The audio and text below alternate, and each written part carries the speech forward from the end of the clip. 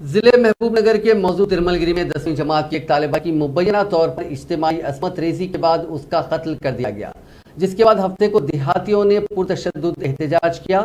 ایک 16 سالہ طالبہ جو جمعے کی شب اپنے مکان میں تنہا تھی، ہفتے کی صبح لٹکتی ہوئی پائی گئی۔ اس کے رشتہ داروں نے الزام لگایا کہ 3 نوجوان مکان میں داخل ہوئے اور اس کے ساتھ جنسی زیادتی کے بعد اس کا قتل کر دیا اور پھر نعش کو پھانسی پر لٹکا دیا تاکہ اس سے خودکشی ظاہر کی جا سکے۔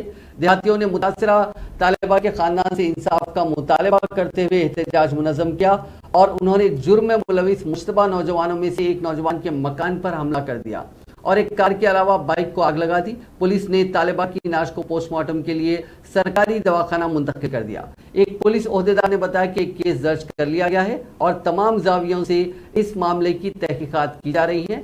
ایس ایس سی کی طالبہ کے والدین کچھ کام کے لیے گئے ہوئے تھے اور حادثے کے وقت وہ مکان میں تنہا تھی۔ اس کے رشتہ داروں نے بتایا کہ جمعے کی رات طالبہ نے اپنے والد سے فون پر بات کی، لیکن جب وہ صبح واپس ہوئے تو اپنی بیٹی کو مردہ حالت میں پایا۔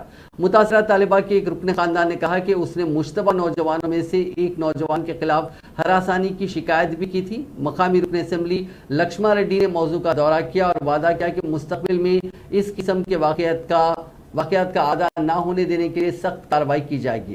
انہوں نے خاندان کی مالی مدد کا بھی تیقن دیا۔